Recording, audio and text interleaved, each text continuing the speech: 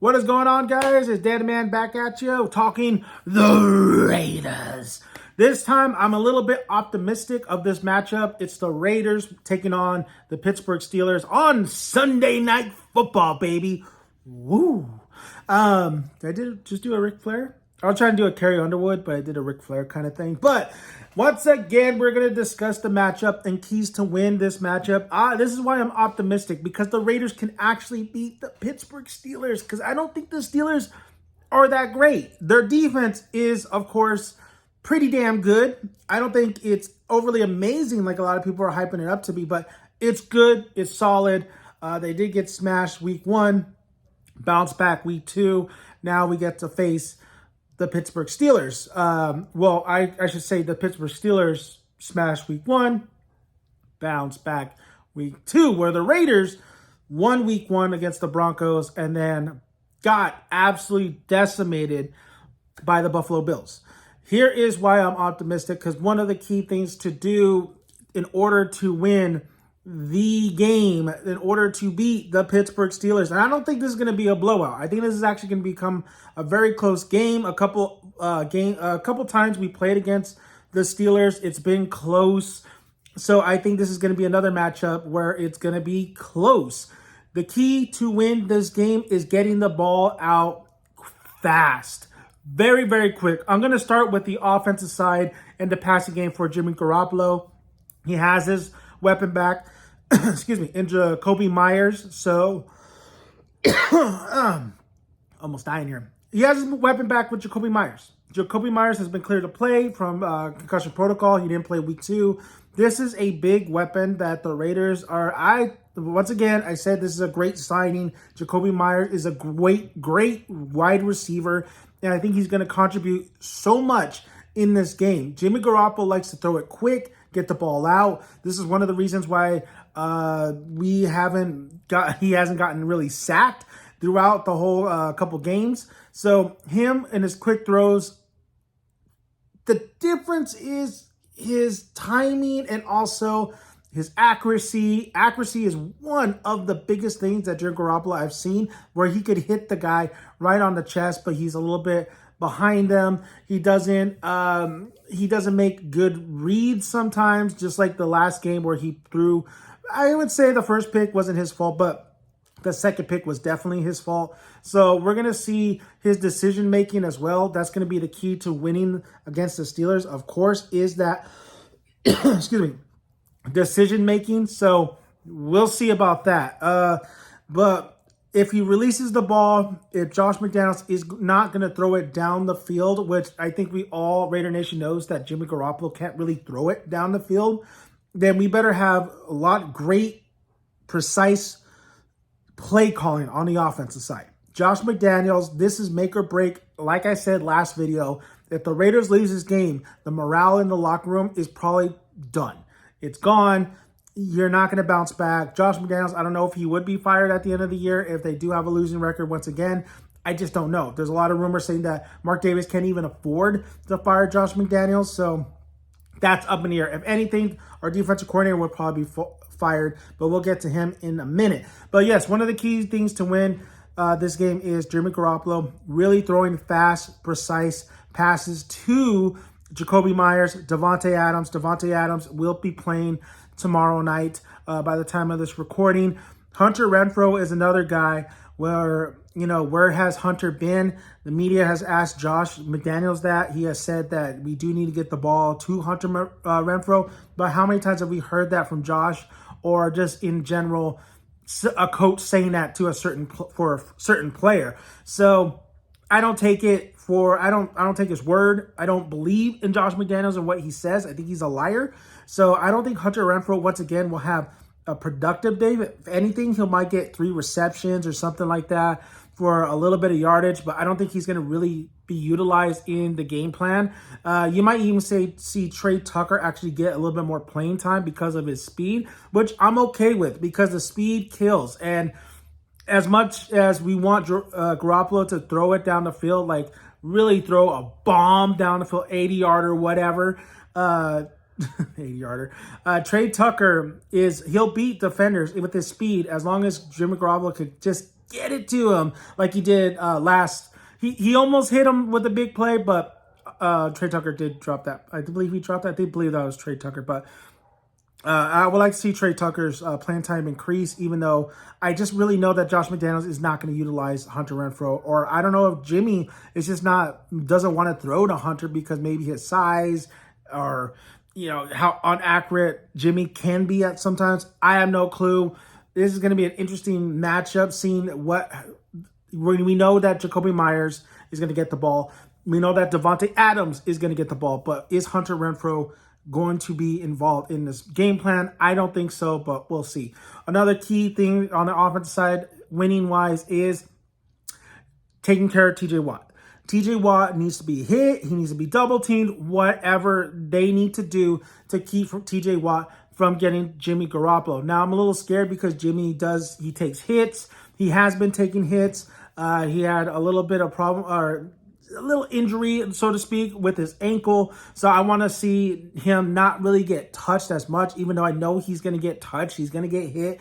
But we need to keep TJ Watt away from Jimmy Garoppolo. TJ Watt is a beast. He's one of the best defenders in the league, maybe the best defender in the league. On the other side, you have Mad Max, but Mad Max has not even produced the same amount of things that he should be doing that TJ Watt is doing right now currently. The thing I'm scared of is TJ Watt on that defense. He is the heart, the soul. So if we can keep him from at least, TJ Watt is the same thing as like basketball. You're going to have like Michael Jordan, Kobe Bryant, LeBron James. You're going to have the man eat. It's just you need to capitalize on other players. You need to focus on other strategies, but the man's going to eat. I think TJ Watt will probably eat. He will probably get a sack. But as long as we keep him off, especially for that second half, because I do think it's going to be a nail biter, and really keep him off Jimmy Garoppolo when the time comes and when we need it to happen, where needs time to get those quick passes out, then I think we have a chance to win. But we need TJ Watt. He'll eat, but I don't want him to have a buffet of tomorrow's game. Another key element, of course, is the running game. Where is the running game? What is happening in the running game? There was rumors that we were going to go after Cam Akers. It looks like there's not too much confidence in Zamir White. We haven't even really seen Zamir White too much play timing, but the problem is Josh Jacobs last week, negative 2-3 yards? He did get a couple of catches, receptions for yards, but boy, is the running game been terrible. And this has been our bread and butter last year. This was our one hope last year, and this is why we brought Josh Jacobs. We signed him for that 1 year to get him back in the fold of the offense, because everything kind of around should really evolve or just like overall, number one should be running the ball. But the offensive line hasn't been really good this year. The run game's just been dismal. So seeing if Josh Jacobs is actually going to get some usage and some yards and break some tackles, we're going to have to see tomorrow. This is going to be one of the absolute main focus on the Raiders, not only getting the ball out quick, hitting your wide receivers, hitting in time, in stride, but Josh Jacobs has to get going. If he doesn't get going, it's going to be a long, long day for the Raiders offense, because they could do it. It's just they haven't, I don't know what it is. It's more of the line not really getting to, not able to produce for Jacobs and Jacobs himself. And I would say some of the play calling as well. Maybe Jacobs is still a little rusty for skipping out a lot of the practices and, of course, the offseason things that happened along with the Raiders while he was negotiating for a contract. But Josh Jacobs, of course, obvious, the run game needs to happen. Another thing on the other side of the ball is the Steelers' offense is not very good.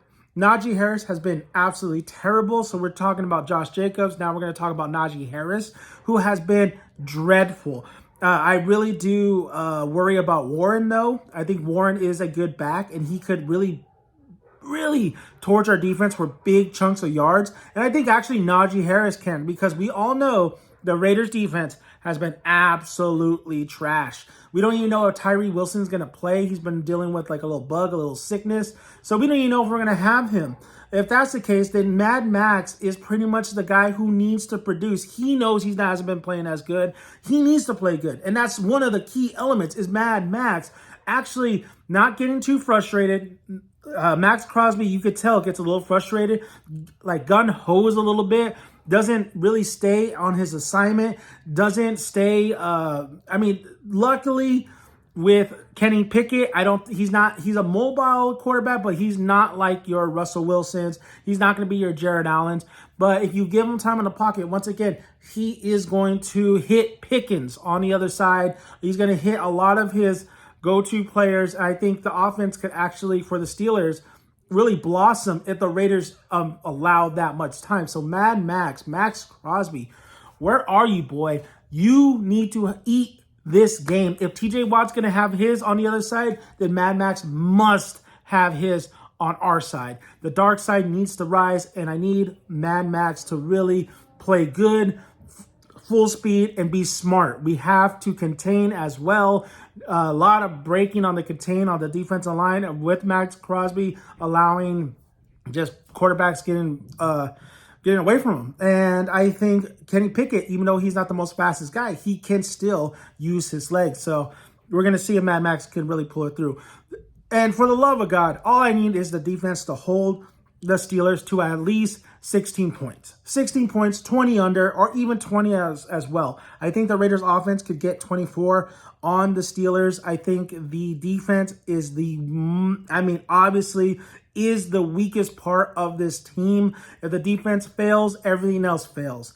And the defense, even if the offense is struggling, the defense needs to step it up. I have no confidence in our Raiders defense. Honestly, one of the key things that we have to look at is the coverage, just playing smarter, not blown assignments, but it's better said than done. And a lot of these Raider guys just seem to not being able to stop the bleeding. Once things starts really chugging along and the Steelers do have a rhythm or vibe, if they do hit these big chunk plays, score on the end zone, if there is multiple scoring drives, the defense seems to give up. And I think that's what happened when we saw with the Bills. Luckily, with the Broncos, they played a better game, but it still wasn't really solid. This game, the Steelers, I just feel like their offense is not very, very good. I feel like the defense can hold up this time around. So we're going to rely on is no big chunk plays, please, from the run game. The run game was just absolutely whooped our ass against the Bills. We made Cook look like a stud, which I think he's a good back. I don't think he's an amazing back. So with Najee Harris or Warren, if they go off, this is going to lose the morale of the Raiders, and sometimes the Raiders just don't bounce back like that. Of course, the coverage has been absolutely horrendous. The pressure has been absolutely horrendous, and that's another key is this pressure on Kenny Pickett. If you get the pressure, you get the turnovers. Where are the turnovers? Where is this preseason defense that we're all like, okay, maybe there's something there? Obviously, I wasn't hyped up. You never know. It's not the regular season, and my suspicions have been right so far. The defense still looks very, very bad. Keys to win the Steelers: hold them under 20 to 20 points. Don't allow too much big plays, and finish it off, man. Finish the game. Finish it with either Carlson with the field goal. Finish it with clock management. Another key element to winning against the Steelers is clock management. These are obvious reasons what we should do to beat the Steelers, but the most obvious is we need to get the ball out quick, and we need the defense to step it up this game. Those are my key elements on the Raiders versus the Steelers, on what they need to do to win. It's better said than done. The team looked horrendous against the Buffalo Bills. Will Josh McDaniels have these boys ready? Or should I say, they're not men yet. They're boys, because they've been playing absolutely horrible football for the Raider Nation, and we deserve better.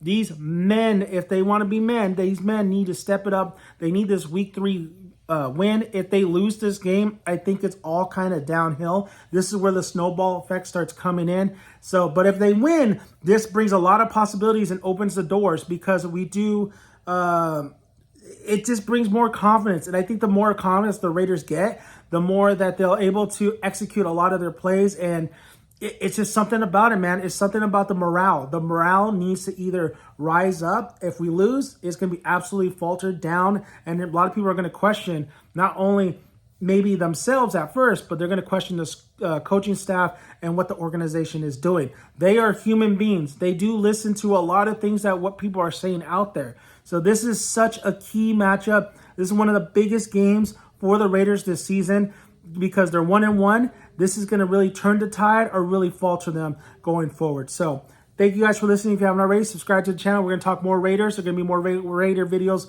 on this channel. I'm Dan Daniel's son. Until next time, we'll talk more Raiders. See you guys tomorrow. Hopefully we get that dub. Let's go Raiders.